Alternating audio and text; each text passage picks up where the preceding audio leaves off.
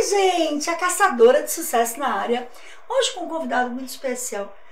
Vamos começar hoje um novo quadro. Falando de sucesso, mas um sucesso assim bem direcionado para esse público maravilhoso que me assiste hoje. De onde é que você nos assiste hoje? De que parte do Brasil e do mundo você está assistindo a Caçadora de Sucesso? Com vocês hoje, ele que é estudante de medicina, estudante do 10º período de medicina, Kênio Bettman, seja muito bem-vindo! Muito obrigado.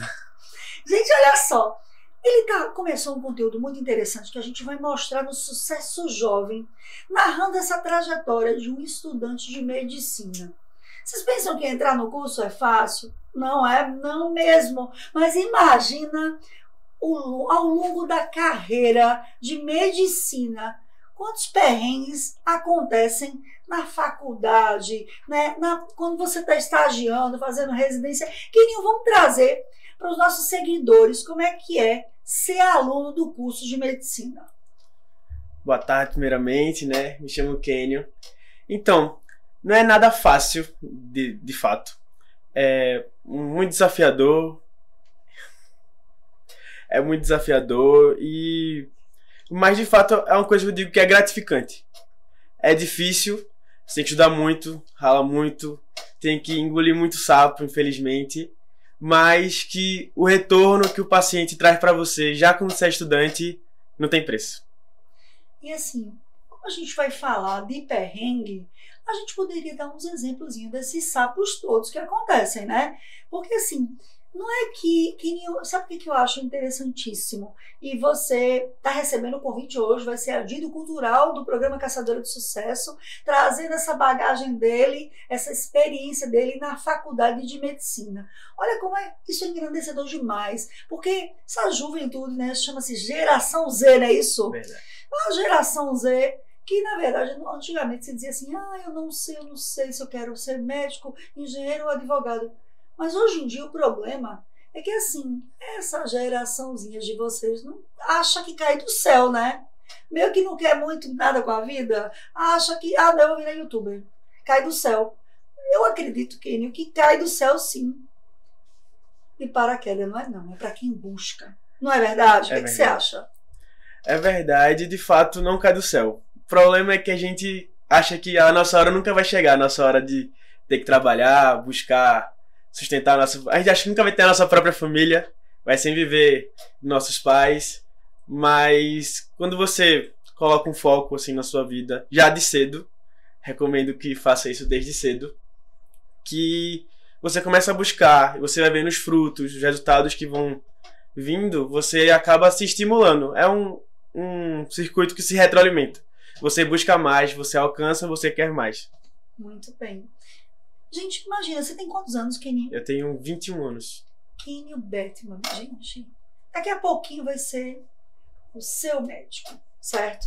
E assim, tão novo desse jeito. Qual foi o propósito? A gente sabe que a medicina é um sacerdócio e que o verdadeiro médico, ele recebe um chamado de Deus. Como é que é a sua relação, seu relacionamento com o Criador, Kênio? Assim, desde cedo, sou muito grato a Deus também, principalmente, na verdade, por ter mudado na família que já nasci cristã, sou católico, apostólico romano, sou coroinha desde novinho, já tenho aí 10 anos que eu sou coroinha, ainda sou, inclusive. E desde sempre, meus pais sempre me levaram para missa, todo domingo, e eu sempre tive essa relação muito próxima com Deus, sabe? Então, eu acho que isso sempre me ajudou bastante, porque mesmo com a situação difícil, às vezes a gente briga com nossos pais, acontece, discute, mas eu nunca estava sozinho. Então, sempre tinha Deus lá comigo, Nossa Senhora sempre na frente. Muito bem. E como foi esse chamado que você, na verdade, teve essa decisão, né? Que assim, a medicina é um casamento. Verdade. E o casamento, para dar certo, ele tem que ter uma decisão. Acho que tudo na vida que na realidade é sólido, a gente tem que tomar uma decisão. A vida é de escolhas, né? E dentro dessa geração que as pessoas, esses jovens, né, vocês não sabem muito bem o que querem da vida e muitos, na maioria das vezes, não querem nada mesmo. Você é tão novo, você tomou a decisão de ser médico, porque assim, é uma trajetória longa, uma trajetória bastante longa, porque já começa na verdade, difícil a dificuldade de uma vaga na universidade, certo? Seja ela pública ou privada, você tem que, na verdade, adquirir um conhecimento numeroso, grandioso, para entrar num nível que possa ser um candidato à vaga de medicina. Então, a gente sabe que isso é muito difícil, né? Sim. Como é que era? Vamos entrar numa máquina do tempo, né? Nesse momento, né? Desde, você tem uma relação muito boa com seus pais, foi coroinha, tudo. Você foi um bom aluno, Kênio? Então, sempre fui um bom aluno, modéstia à parte falando. Porque, assim, eu sempre fui bolsista. Minha mãe é professora, então, como bolsista, acho que vocês que estão assistindo, pode ter alguém que seja, sabe que a gente tem que manter um currículo bom para manter a bolsa, inclusive. Então, eu sempre tive essa noção de que eu tinha que tirar boas notas. Não só para manter a bolsa, mas em casa também. Meus pais sempre me cobraram bastante. Não podia tirar uma nota abaixo da média, nem na média, tinha que ter sempre acima dela.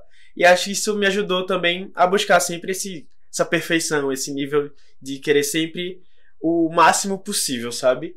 Então, a história é até engraçada de como eu escolhi medicina, porque na minha família, minha mãe é professora, como eu disse, meu pai é pequeno empresário, não tem ninguém da área de saúde. E minha avó sempre quis ter uma filha, ou um neto, uma neta, que fosse médico, podia ser enfermeiro, técnico, alguém relacionado à saúde, e nunca tinha vindo. Sua avó materna? Minha avó materna. Minha avó materna. Como chama? É Maria Cosma Bettman. Vamos dar um alôzinho pra ela, vamos dar um beijo pra ela. Beijo, vó! Então, seguindo, sempre quis ter alguém da área de saúde, mas ninguém nunca veio. E meus primos todos, que eu sou o caçula, meus primos sempre foram para a área de tecnologia, engenharia, TI. E eu, falei, vou também. O mais novo, né, a gente sempre vai na onda, digamos assim. E aí eu fiz 2 anos no ensino médio, os 2 primeiros, eu fiz pré-ITA. Eu queria ser engenheiro do ITA, que como eu disse, é o melhor, para quem não sabe, ITA é o melhor instituto de engenharia do Brasil. E eu queria, se fosse para ser engenheiro, vou ser engenheiro do melhor instituto do Brasil. E aí fiz 2 anos de preparatório de ITA, estudei. Mas faltava alguma coisa. Faltava algo. Não sabia o que era. Eu me via até estudando bem, tava lá, fazia todas as questões, sabia tudo. Tinha chance de passar na prova, eu achava que eu tinha. Realmente eu era muito bom. Mas não era, eu sentia que aquilo não ia me completar. E aí no 3º ano do ensino médio, conversando com meus pais, sempre rezando, pedindo orientação. Por que não medicina? Tem tudo a ver comigo. Quem me conhece sabe que eu tenho essa relação muito próxima com as pessoas, com a família. Gosto sempre de ajudar. E durante a minha vida eu sempre tive uma boa relação com os médicos também. Graças a Deus sempre tive sorte com os médicos que me atenderam. E sempre vi a gratidão que as pessoas têm com o médico quando é bem atendido. E é uma sensação diferente, sabe? Você torna o médico parte da sua família. E aí no 3º ano decidi mudar. Não vou fazer mais engenharia, vou para medicina. E aí foi isso. Estudei, graças a Deus estou aqui já no 10º período, ano que vem eu termino. Teve algum gatilho, teve algum momento assim, nessas suas conversas, né, com esse relacionamento que você tem com o Criador, que diz assim, esse momento da decisão, né? Agora vai. Não, eu tenho certeza absoluta, agora é medicina. O meu propósito da minha vida é esse. Não teve um momento específico assim que eu diga que foi o gatilho, mas meus pais sempre falaram pra mim que eu tinha uma cara assim, esse jeito de tratar as pessoas, condizia muito com alguma coisa da área de saúde, alguma profissão da área de saúde. Nunca fui forçado a escolher. Isso eu digo que é uma coisa boa. Não forcem seus filhos a fazerem o que eles não querem, porque senão eles vão ser infelizes. Eu, de fato, como sempre tive facilidade com engenharia, eu fiquei um pouco receoso ainda de mudar de área, mas algo dizia que era isso. E aí eu fui de cabeça e quando começou a faculdade, aí eu fiquei tranquilo que eu me encontrei. E aí deixa eu te perguntar uma coisa. A gente sabe que nem todo mundo gosta de estudar, né? Verdade. E assim, o problema não é estudar, mas estudar algo que você não se identifica. Sim. Porque a grade curricular de um aluno de ensino médio, ela é vasta e vasta de, na verdade, disciplinas que às vezes não são tão interessantes. Eu acho que é quase impossível que um aluno se interesse por todas as disciplinas que lhe são impostas. Sim. O que você mudaria no ensino brasileiro? No ensino, principalmente o ensino médio, dentro da experiência que você tem como aluno, hoje já, na verdade, quase formando de medicina. O que você teria uma sugestão para que os nossos governantes modificassem um pouco, de forma a melhorar o interesse, sabe, dos alunos com relação às disciplinas? Assim, de fato, eu acho que até o ensino fundamental 1 deveria realmente ser um ensino mais vasto, para a pessoa ter um conhecimento de mundo, geral, realmente, né? Um conhecimento geral. A partir do ensino médio, eu acho que já deveria ser mais focado por áreas, sabe? Se você quer ser da área de saúde, você precisa saber mais física, química, biologia e focar mais nessas. Lógico, tem matérias básicas como português, redação, que eu acho que é indispensável para qualquer área de saúde, porque quem sabe escrever, sabe falar, e hoje em dia é muito importante saber se comunicar com as pessoas. Então eu acho que essa ideia de, no ensino médio, você destrinchar melhor áreas mais específicas para o curso que a pessoa deseja fazer, tanto estimula a pessoa a estudar, como vai realmente trazer um melhor resultado. Na faculdade, por exemplo, eu faço medicina, né? Inclusive, por incrível que pareça, quando a gente está estudando a área de psiquiatria, psicologia, vai muito pouco para a área da filosofia, sociologia. Então, aquele pouquinho, não precisa ser muito, mas aquele pouquinho também me ajudou bastante, que eu vi antes do ensino médio, sabe? Sempre buscando. E então eu acho que deveria ser isso. Deveria ser no ensino médio mais focado para áreas específicas. Até porque você vai chegar melhor, mais preparado naquelas. Porque um assunto muito vasto, você acaba tendo que estudar tudo e ninguém consegue fazer tudo. Então você acaba não sabendo muito. Você sabe muito, mas sabe pouco de tudo, um pouquinho de tudo. E é bom você saber muito daquele pouquinho específico, seria melhor para o seu desempenho na faculdade. E hoje a gente sabe que tem uma diferença muito grande entre o ensino, né, nas escolas, né, de ensino, principalmente do ensino médio, para o ensino universitário, né? Eu digo com relação a toda a forma de ensino, né, a metodologia de ensino, né? Que o professor lá dá a matéria e você, na verdade, é que você que corra, né? Aquele ditado que diz assim, né? Você que vai correr atrás. É verdade. E aí, eu acredito que nos países de primeiro mundo, a metodologia de ensino ela é muito diferente, porque ela visa, na verdade, o maior interesse do aluno. Não existe a imposição de um número tão grande de disciplinas, certo? E você pode escolher quais são as disciplinas que você quer. Então, bem dentro do contexto que você falou, certo? Então, mas existem muitas outras. E olha que legal que tem muitos que já saem com curso profissionalizante. Então, você está sendo preparado para algo que você, quando sair dali, você já pode colher os frutos. Você já pode empregar aquele conhecimento, porque não existe conhecimento que seja adquirido sem a prática. Certo? Então, assim, você tem que se preparar para o conhecimento, se preparar para receber o conhecimento. Mas ler, por exemplo, sobre o assunto que o professor vai dar, antes mesmo dele, na verdade, trabalhar aquele assunto. E quando ele vai trabalhar, você já tem, na verdade, as dúvidas para serem retiradas, né? Então, dizem que o bom aluno, ele se prepara para receber o conhecimento, né? E aí, essa é a minha ótica. Eu queria que você trouxesse para que a gente conhecesse um pouco da sua ótica, né? E hoje já a experiência entre o que você vivenciou no colégio sobre metodologia de ensino e o que você vivencia hoje na faculdade.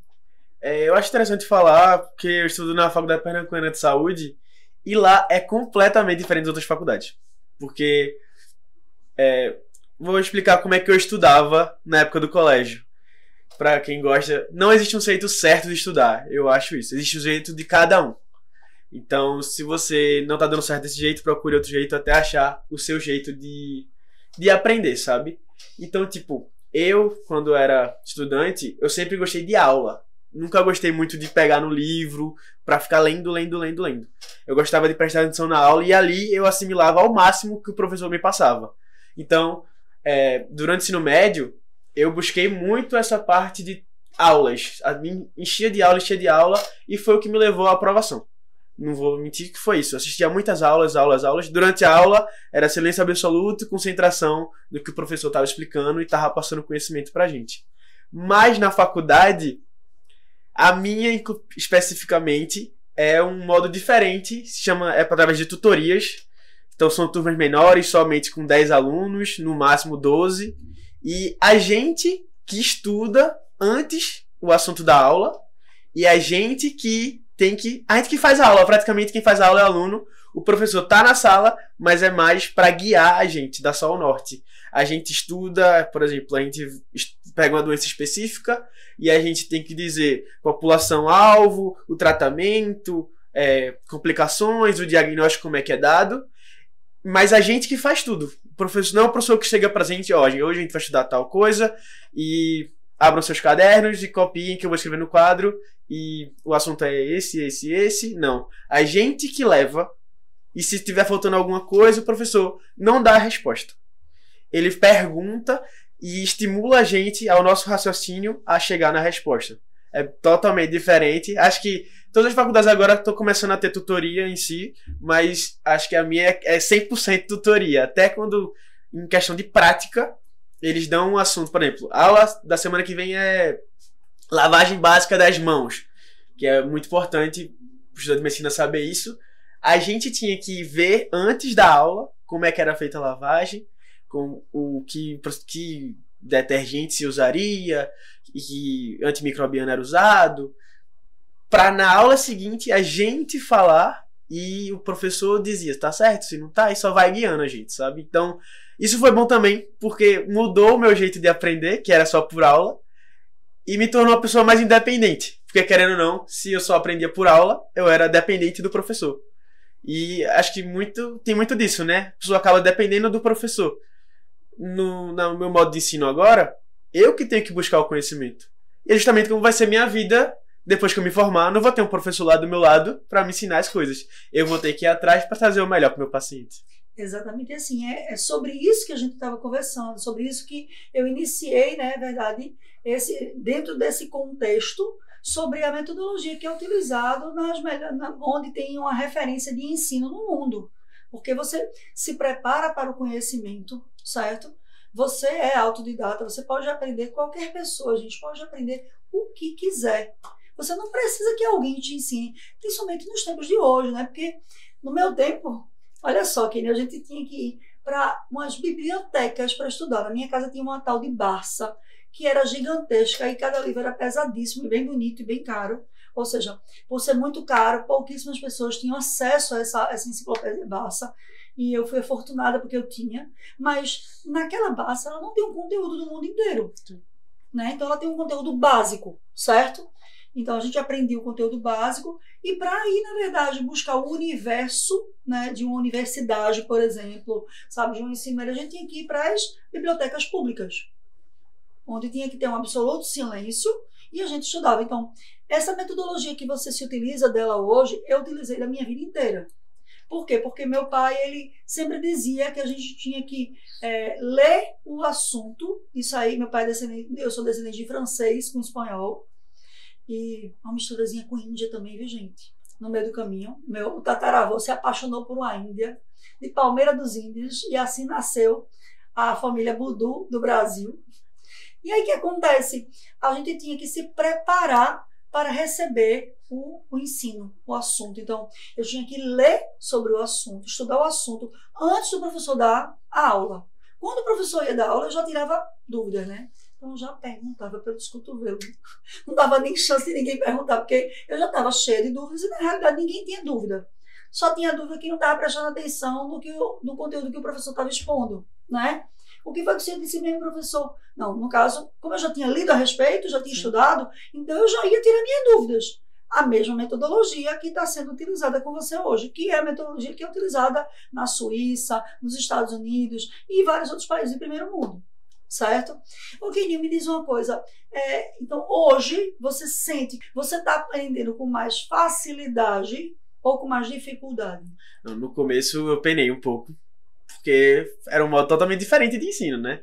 Então eu tive que me adaptar, mas depois que você consegue se adaptar, você percebe que seu potencial de crescimento é muito maior porque você não está limitado ao que o professor está lhe ensinando.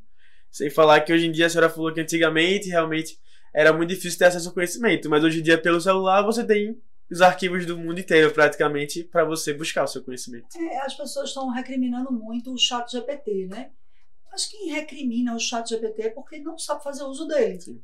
Porque assim, veja, não é que na realidade você é igual como dizia a gente, pesquisa antes, né, do boom do ChatGPT, era o boom do Google, né? Vamos pesquisar. Primeiro se pesquisava no dicionário, na Barça, na biblioteca. Depois se pesquisava no Google. Só que o Google, aquilo ali não é feito por uma inteligência artificial, são pessoas mesmo que postam conhecimento ali dentro do Google e ele utiliza, na verdade, postagens, vídeos e publicações que foram já previamente colocados, né? Então, vai ter um leque absurdo de opções. O ChatGPT, você pode colocar lá um pensamento seu, né? Então, para você, na verdade, tem que fazer você vai contextualizar o pensamento, certo? Para que ele consiga encontrar as respostas que você precisa, certo? Vocês se utilizam no ChatGPT para o estudo de medicina? Como é que é o posicionamento dos professores com relação à relação entre o ChatGPT e o ensino moderno que vocês estão se utilizando dele na Universidade de Medicina FPS? De fato, é bem controversa a opinião dos professores, porque realmente aluno é uma coisa séria, né? Então, por exemplo, atividades, tem gente que só respondia pelo ChatGPT. E realmente, ele dá a resposta certa muitas vezes, isso é bom, mas você tem que, como a senhora falou, você tem que saber usar, porque ele vai dar a resposta, mas você tem que aprender, sim, a resposta é essa, mas e agora? Você tem que saber o raciocínio que você poderia chegar naquela resposta. O ChatGPT muitas vezes ele vai lhe dar a resposta, mas você também tem que ir atrás do conhecimento. E ele, na verdade, para ele te dar uma resposta exata, você precisa fazer a pergunta correta. Exatamente. Então, a resposta, ela vai ser, na verdade, entregue mediante a pergunta. Então, você tem que saber perguntar. E para você saber perguntar, você tem que ter um mínimo de conhecimento a respeito. Entendeu? Porque você vai falar de um tema, vamos lá, laringectomizados, digamos. É um tema, todos os temas são muito vastos, né? É um leque enorme de opções. Então, você precisa, na verdade, de uma escala ali para que dê um norte, né? Um direcionamento para o estudo daquele conteúdo. Então, você precisa ter a pergunta correta para você ter a resposta correta, não é isso? Muitas vezes também o ChatGPT, por exemplo, se você fizer uma pergunta, você pode fazer, às vezes, dar os sintomas que o paciente tem e ele vai dar várias opções de diagnóstico. Ele, às vezes, não vai dar o diagnóstico específico. E aí você vai ter que juntar o seu conhecimento clínico e prático para saber daquelas opções que ele deu, qual seria a resposta que mais se adequaria ao paciente em questão, sabe? Então, é isso que eu digo. Ele é uma ferramenta muito útil, mas você tem que saber usar, porque senão você vai ter a resposta na sua mão, mas você não vai fixar o conhecimento. Porque se você só pegar a resposta, você vai responder, mas você não vai gerar o conhecimento na sua cabeça. Kenny, me fala uma coisa, como foi o teu primeiro impacto com o ser humano, certo? Porque assim, uma coisa é você ver aquelas imagens todas nos livros, né, de anatomia, mas quando chega para a hora do vamos ver, que você vê aquele caso ali na sua frente, sangue, muito sangue, sabe? A ver, não é mais uma peça anatômica, né? Porque existem as peças que são de brinquedo de mentirinha, existem aquelas peças que estão no formal, que você olha para elas assim, e assim, você pode até enganar seu cérebro, dizendo assim, não, é de mentirinha. Esse sangue aqui é tinta. Dá pra enganar. Mas quando você vê que é um ser humano como você, certo? Que tá chegando ali com a barriga aberta e sangue jorrando, esse primeiro impacto, como foi para você? Pra mim foi até surpreendente, na verdade, porque eu achei que eu ia ficar assustado, que eu ia ficar, não sei, com medo, mas eu gosto daquela adrenalina da hora, tanto que meus plantões que eu dou fora da faculdade, extras, recomendo para quem tá na área de medicina sempre buscar uns plantões extras para pegar uma prática melhor. E eu dou plantão no Hospital da Restauração, que é o hospital de referência em trauma, Norte e Nordeste, o maior. Então, eu fico justamente na emergência do trauma. Então, meu primeiro plantão lá, de fato, eu fiquei um pouco assustado por estar num ambiente novo. Mas foi chegando os pacientes e a primeira coisa que eu queria fazer é como eu posso ajudar ele. E aí eu sempre fiquei junto dos médicos e fui observando até que no primeiro dia mesmo passou um paciente, eu vi médico atendendo, passou outro, eu vi médico atendendo. No terceiro, eu já fui pra cima pra tentar atender também e ajudar com o máximo que eu podia. Lógico, se eu tivesse alguma dúvida, eu ia perguntar ao médico, eu não ia fazer nada sozinho. Mas não tive esse choque, assim, de ficar assustado mesmo. Eu fiquei com vontade de ajudar. Eu fiquei... Minha mãe até brinca comigo, fala que eu sou carniceiro, porque se tiver cirurgia, eu tô dentro, independente da área que seja. Foi cirurgia, eu gosto bastante dessa área, na verdade. Eu acho que é por isso que dizem que é um chamado, né? É um sacerdócio. Porque você nasce com um dom. Acho que Deus bota ali, planta ali, um chipzinho do querer ajudar, do querer salvar uma vida. Eu acho que é sobre isso, não é verdade? É verdade. E aí, foi muito bom você tocar no assunto do Hospital da Restauração. Eu também tive a oportunidade de estagiar lá, né? Minha primeira formação, sou fonoaudióloga. E realmente é um abandono completo. Então, se você, na verdade, viver um pouco de fantasia na sua vida, você só sabe o que é a vida de verdade quando você entra no hospital desse. Quando você entra lá na restauração e vê o sofrimento das pessoas lá, você realmente, eu vou dizer uma coisa pra você, o meu primeiro impacto dentro da restauração, eu comecei a chorar. Eu chorei muito, eu tive uma crise de choro absurda. E na realidade, não foi por ver sangue, sabe? Mas foi, na verdade, por ver muita coisa que eu não podia fazer nada. Uhum. Então, essa sensação é uma frustração, na verdade, de incapacidade gerada pela falta de recursos, né? Acontece também quando você ainda é um estagiário, quando você não está preparado para salvar uma vida e você vê alguém que precisa de tudo, num lugar carente de tudo. Você gostaria de falar a respeito? De fato, é bem chocante a questão da saúde pública no Brasil, especificamente nos hospitais daqui que eu conheço, que carecem realmente de estrutura.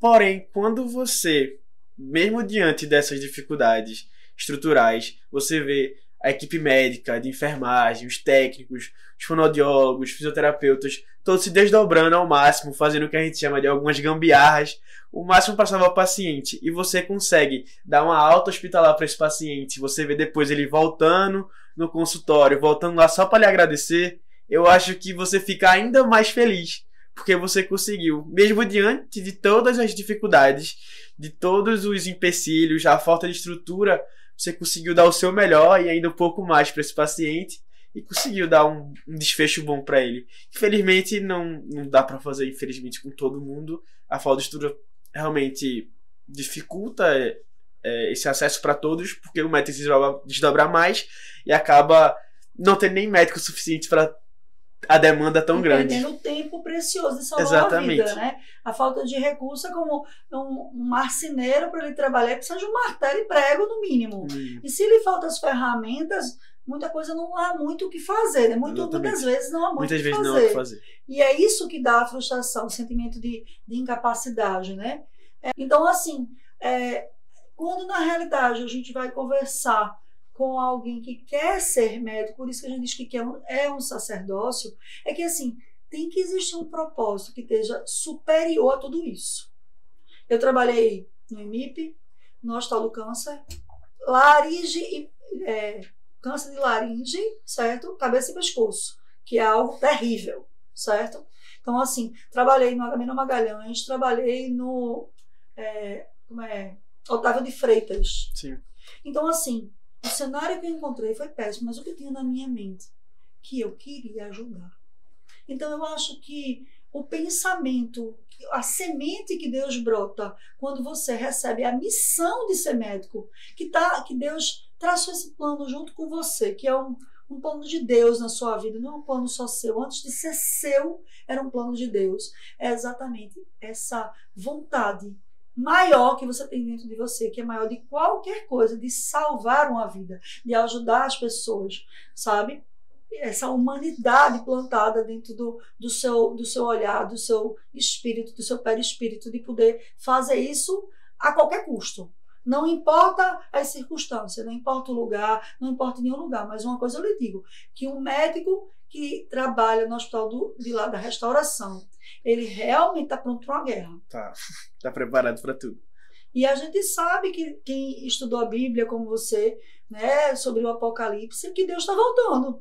Né? Então a gente não sabe quando a gente vai ser requisitado por alguma coisa. Quando houve a pandemia, os primeiros profissionais que foram convidados, né, para ir para a guerra foram os profissionais da área de saúde. Não somente médicos, mas fonoaudiólogas, nutricionistas, psicólogos, todo mundo, fisioterapeuta, todo mundo foi convocado. Certo? Então, é como, na verdade, aconteceu uma guerra e o exército alistar todo mundo. Sim. Certo? Então, a gente sabe que ali tem gente que paga, Quênio, paga de países de primeiro mundo, que paga para vir para uma restauração, certo? Para que, na realidade, tenha acesso a esse material, a esse cenário de guerra, para aprender com isso. Porque na cidade, no país que ele tem, não tem disso não, meu filho. Não tem. Então, você realmente é muito feliz na sua escolha, né? E claramente a gente nota que é um chamado de Deus em sua vida. E aí, gente, olha só, o Quênio, ele começou a compartilhar, né, essa trajetória de vida de estudante de medicina nas redes sociais dele. Vamos dizer as redes sociais aqui, vamos deixar todo mundo seguir, vamos trazer o caminho para você tirar todas as suas dúvidas sobre o que é a vida de um estudante de medicina, como é que é a faculdade de medicina, como é que é o estágio de medicina. Vamos seguir, vamos dar uma canjinha das redes sociais do Quênio Bettman. Me sigam lá, pessoal, é @QuênioBettman. Eu comecei agora essa rotina de postar vídeos da minha própria rotina, do meu dia a dia na faculdade, e vou tirar algumas dúvidas também sobre medicina, principalmente para os estudantes. Então, né, se você na verdade está em dúvida, seu pai é médico, sua mãe é médica, a família toda é médica, já tem uma clínica topada, um hospital para você trabalhar, e você precisa, na verdade, conversar com o Criador, né, para saber qual é o desejo do seu coração. É muito bom você acompanhar essa trajetória da vida de estudante de medicina com o Quênio Bettman, para que você veja se você se encontra naquele contexto. Se é isso que você quer para a sua vida. Se realmente é esse o chamado, o propósito que Deus tem para você. Não é isso, Quênio? Eu acho que isso facilita muito, essa sua iniciativa de trazer essa rotina que é tão árdua de um estudante de medicina, para que todos possam acompanhar. Foi realmente grandiosa. Porque não dá para a gente saber, sem ser na prática, quantas pessoas passam 4, 5 anos estudando, se preparando para fazer um Enem, para conseguir uma vaga numa faculdade pública ou privada até que seja, mas tentando se preparar para obter, né, aquela nota que adentra a universidade, e quando chega lá, que se depara com o sangue, já desmaia. É verdade. E aí vê que aquilo ali, não, olha, isso pelo amor de Deus, isso não é para mim. Você teve alguma experiência dessa junto, assim, testemunhar alguma coisa disso? Eu não tive, mas soube de gente na faculdade que já chegou a desmaiar quando viu as peças, quando viu o sangue em si. Mas assim, pensar também que a medicina é uma área muito vasta. Então tem condições de você ser médico, ajudar as pessoas em outras áreas que não vai necessariamente envolver cirurgia ou que vai envolver sangue especificamente. Você pode trabalhar, hoje em dia que está muito em foco, a área da genética, geneticista, trabalhar no laboratório, decodificar o genoma das pessoas. Você pode ser radiologista, trabalhar com as imagens, dando diagnóstico para os pacientes. Então assim, se você quer realmente ser médico, não se preocupe, é uma parte, você realmente vai ter que passar por essa questão do sangue, do corpo humano, porém é passageiro. Se você realmente quiser, você tem essa outra oportunidade. Se você aguentar esses, são 6 anos só, passa rápido. Eu achei que ia demorar, mas ano que vem já me formo, 22 anos, se Deus quiser. E então eu acho isso. Se for seu sonho, não desista. Eu me encontrei e eu digo que vale muito a pena.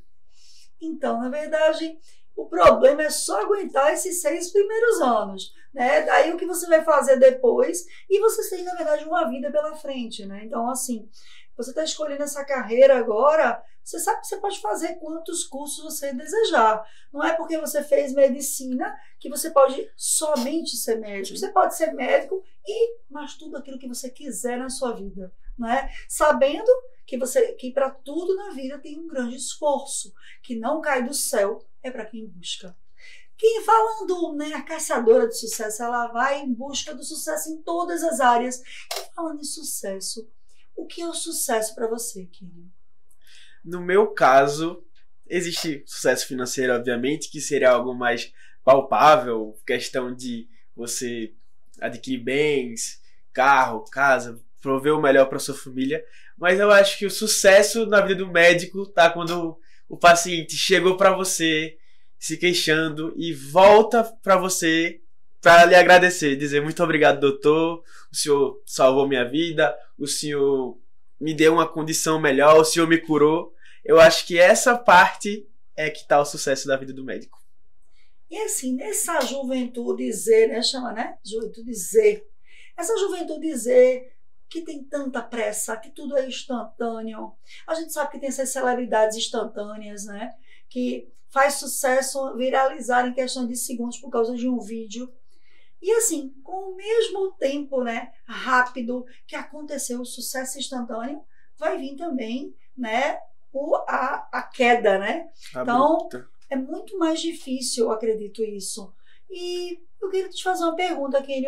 Como é que você acha, qual é a fórmula para se manter fazendo sucesso? Eu acho que você não pode também nunca se dar por satisfeito, de achar que porque você está indo bem agora, você vai se dar bem para sempre. Você tem que sempre procurar evoluir, procurar melhorar. No meu caso, sempre se atualizar nas novas fontes que são desenvolvidas não só aqui como no mundo, para trazer o melhor e o mais atual para o seu paciente. Então eu acho que é isso, nunca se dar por satisfeito, sempre buscar algo mais, o melhor, mas porém sempre algo palpável, porque também não adianta você mirar em algo que você nunca vai chegar, algo que seja impossível, não só para você, mas também para os outros, que você não vai ter aquele sentimento da recompensa, você vai sempre se frustrar, e aí também não é bom você ficar se frustrando, que desanima.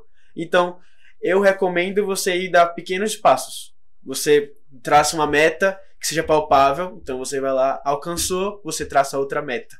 E assim você vai progredindo e você vai vendo que sua vida vai prosperando, vai melhorando. Vamos falar um pouquinho agora sobre o que vai ser esse quadro Jovem de Sucesso, né? No conteúdo de saúde vai ser entregue ao nosso estudante de medicina, Kenny Bettman, futuro médico, seu médico, né? Que ele ainda está estudando as possibilidades para escolher qual a especialização, né? O caminho que ele vai seguir. A gente sabe, Kenny, que a gente tem duas únicas, né, certezas na vida. A primeira é que a gente um dia vai morrer.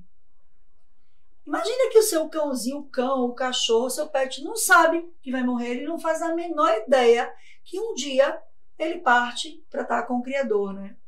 E nós temos essa absoluta e única certeza. E a segunda certeza, né, que é conjugada, é que a gente não sabe quando. E eu acho isso de uma beleza incrível, né? Porque assim, você sabe que um dia você vai, você não sabe quando, e tem tanta gente que vive como se nunca tivesse existido. Vive e morre como se nunca tivesse existido, não é? Então imagina que você tem um cara que é super, mega, hiper apaixonado por você. Ele é um grande pai, um paizão, né? E ele tá lá em cima, velando pela sua vida, sabe, tomando conta, te abençoando. E ele diz assim, poxa, esse menino é um menino tão bom, que eu vou fazer uma revelação para ele. Daqui a 100 anos, eu vou te chamar para morar comigo. Então agora, você já sabe o dia que você vai, daqui a 100 anos, certo? Então você vai ter, ele te deu a dádiva de saber que você vai estar com ele na casa do pai daqui a 100 anos. E aí ele vai dizer assim para você, dizendo isso, ele diz, aproveita esses 100 anos, né? 100 anos de vida para você aproveitar e depois eu quero você aqui comigo, ao meu lado, na casa do pai, só daqui a 100 anos, certo?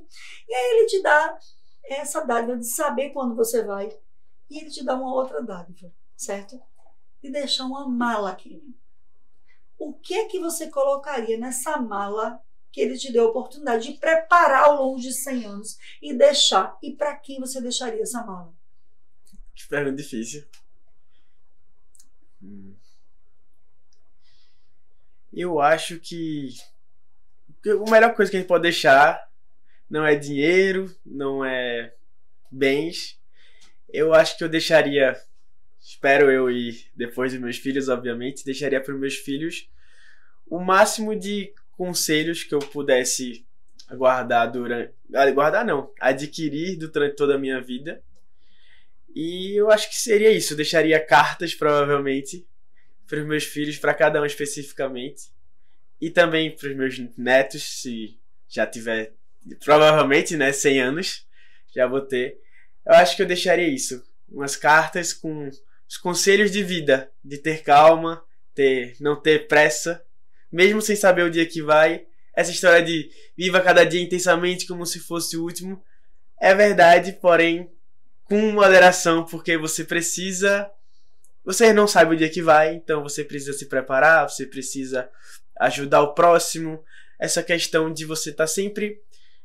Eu sou muito da família, então eu gosto bastante dessa relação, então sempre gerar bons relacionamentos com a família, com as pessoas ao redor. Eu acho que eu deixaria isso, deixaria conselhos de vida. Acho que seria a melhor coisa que eu poderia deixar para minha família. Não seria bens, não seria dinheiro, seria isso. Um bom legado, né? O melhor legado, realmente. Quininho, veja só, eu quero te agradecer muito, sabe? É uma honra ter você como adido cultural do programa Caçadora de Sucesso, trazendo esse grande conteúdo, realmente engrandecedor. Imagina a oportunidade de você acompanhar a trajetória de um estudante de medicina, para que você tenha, na verdade, o benefício de saber se aquele é o caminho, né? Se é isso que eu quero para mim. Olha só, olha quanto sapo. E eu vou aguentar isso? Bom, a gente não pode desistir antes de tentar. Mas, às vezes, Deus é uma oportunidade de você mostrar como é que é o caminho, né? E, diante desse caminho, você poder fazer uma escolha. Eu quero que você traga pra gente aqui, pra gente encerrar com a chave de ouro esse programa, uma frase de sucesso, sabe? E alguém que te inspira. Alguém que me inspira, meus pais. Sempre buscando, sempre batalhando. Não vim de família rica, mas nunca me faltou nada. E eu sempre vi meus pais se desdobrando, trabalhando sempre para me fornecer o melhor. Então não teria como dizer outras pessoas que me inspirem mais do que meu pai e minha mãe. Muito bem, meu filho lindo. Você chega me emocionou e eu tenho certeza que as mães todas que nesse momento podem acompanhar um testemunho desse, olha só, vai borrar a maquiagem da Caçadora de Sucesso. Eu acho que a frase que me motiva é para você nunca desistir, ter fé em Deus, acreditar que tudo é possível, confiando nele que você vai chegar muito longe. De que parte do Brasil e do mundo você assiste a Caçadora de Sucesso? Eu quero deixar um beijo grande no seu coração, sabe? Pedir aquele joinha dourado. Deixa um joinha pra gente. Ativa o sininho para seguir a Caçadora de Sucesso, receber todo o conteúdo, esse conteúdo que a gente prepara com tanto carinho para vocês. Um beijo no coração de vocês todos e até o próximo, a Caçadora de Sucesso.